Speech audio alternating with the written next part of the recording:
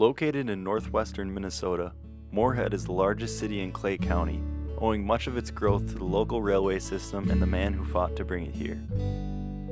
Solomon Comstock was really important to the community. He used his political influence to back Moorhead all throughout the period. He was a powerful man with his influence of James J. Hill and the Great Northern Railway. He was a very, very early resident. He arrived with the railroad basically in the fall of 1871.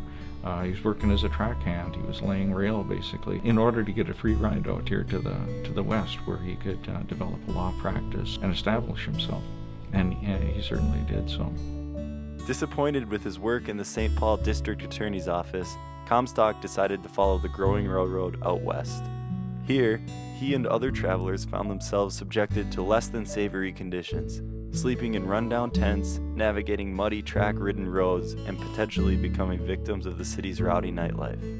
During the following decade, Moorhead began to develop from a railroad boomtown to a stable trading center.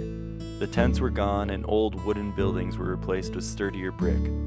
Northern Pacific, the railroad company in control at the time, settled a dispute with the residents of Moorhead over Mud Creek, a stagnant open-air sewer near the railroad. Mud Creek left many citizens complaining about the eyesore until 1878, when Northern Pacific agreed to fill the area with gravel if the city built a culvert. But this was only the beginning of the coming changes. With roads still unpaved and no middle class whatsoever, Moorhead still had a long way to go. Fortunately, there was a new partnership on the horizon that would help bolster the town's economy. With his political career taking off, Comstock was elected to the Minnesota House of Representatives in 1875. It was during this time he met one of the most influential men in the state, James J. Hill. Hill was always involved in transportation, and he made money every time he turned around. He was involved in shipping furs and fur trade goods between St. Paul and the Red River settlements where Winnipeg is located now. They came up on Red River carts, and he handled the St. Paul end of that business. A year or so later, the Northern Pacific Railway arrived, put the Red River carts out of business, but he was in a position to ship stuff from Moorhead to Winnipeg on a steamboat. It cost him thousands and thousands of dollars to build that steamboat, but he made back his entire expense the first trip, and just made money hand over fist after that. At the time, Hill was attempting to gain control of the bankrupt St. Paul and Pacific Railroad, a task that he believed Comstock could help him with. From then on, Comstock would help Hill with his growing business, especially when it came to Hill's biggest competition, the Northern Pacific Railroad. Keeping an eye on the competition for him, Comstock made certain to inform his new business partner of all Northern Pacific's movements, as well as suggesting alternate lines in order to undercut his opponents. As shady as their deals appeared, almost everything Comstock did was with Moorhead in mind, including the exaggerations he gave Hill when it came to the area's resources, or that the Red River could have 25 steamboats operating constantly after the introduction of dredging, a doubtful claim at best, but Comstock would do anything to convince Hill to bring the railroad to Moorhead. Well, James J. Hill was in charge of what became the Great Northern Railway. That was the second railroad that entered Moorhead in 1880, and that was a huge development. It provided a second means of transportation and provided actually a little bit of competition for the Northern Pacific Railway. Of course, the development of the railroads going north and south out of Moorhead, also down toward Breckenridge and north up toward Ada in that direction, also brought a lot of wealth into the community. The year was 1882. Moorhead had great economic potential and Solomon Comstock had made his fortune. This, he thought, was the perfect time to build a home unlike any other, the apex of residential architecture in the area, the Comstock House. Comstock realized the importance of location when it came to his new home. It had to be on a high point to protect it against the Red River's annual floods, and it also had to be far away from the infamous Saloon District, known far and wide for its lawlessness. With those things in mind, construction of the house began in July of 1882 on the third block of the expanding Highland Addition.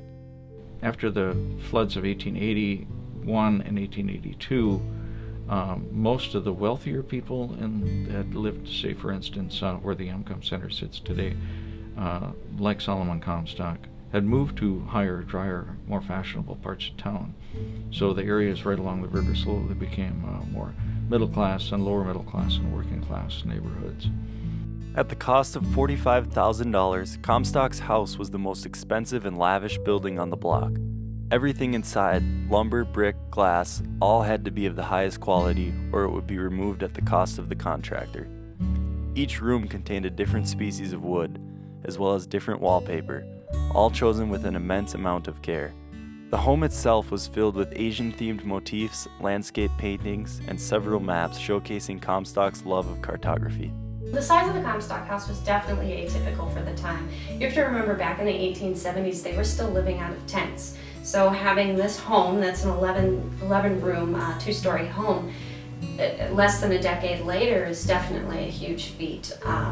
There's a lot of unique details in the house, such as the black walnut that is throughout the house. The doorknobs are really intricately set up. There's all sorts of carvings in them. A lot of the glasswork in the house is definitely beautiful and was an extra expense. You can see even the parquet floors in the dining room that were just more eccentric and cost more money and took more time to put in. So there was a lot more effort that went into this home than a lot of other homes in the area, especially at that time. After the hopeful year of 1882, things began to dim for the growing city, but that did not stop Comstock's efforts to aid the economy. He began even more projects to include investing in the First National Bank of Moorhead, where he became a director, and other less profitable businesses such as Moorhead Foundry, car, and agricultural works. Founded in 1882, it was meant to serve many needs in Moorhead. Unfortunately, due to the railroad that Comstock had worked so hard on, cheaper goods could be manufactured elsewhere, and the business eventually closed. Comstock also attempted to build a grand hotel and railway station. This plan too fell through and was considered one of the biggest business failures of the time. Still, it stemmed from Comstock's desire to make Moorhead a better community, which garnered him respect. Also, really, in 1882, lot prices in Moorhead plummeted. They went down, so they were competitive with Fargo. And as a result, people thought there was going to be lots and lots of people moving in the community. Well, they didn't move to the community. They stayed away.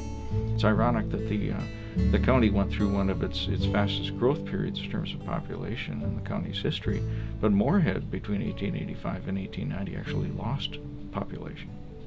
Education was also important to Comstock. He donated 6 acres of land while standing as director for the founding of Bishop Whipple School, which eventually became Concordia College. The city of Moorhead was still growing, so much so that it needed a 4th school. In 1885, Governor Henry Sibley passed the Moorhead Normal School Act, and Comstock donated another 6 acres of land to the construction of the new school. This would turn out to be Comstock's greatest contribution to his town, naming him the father of Moorhead Normal School. This school eventually transformed into what the community knows as Minnesota State University Moorhead. That wasn't completely altruistic on Comstock's part. He was a land developer and a speculator. He owned a lot of the land between downtown Moorhead and the site where the college is going to be built. He thought that if the college was built out there southeast of town, the city might grow in that direction, and his property would increase in value. He'd be able to sell it for a greater price. But for the most part, he did tremendous things for the community. Solomon's wife, Sarah Comstock, decided Moorhead needed a public library. In 1906, the library opened with Sarah as the president. Unfortunately, the library was demolished in 1963.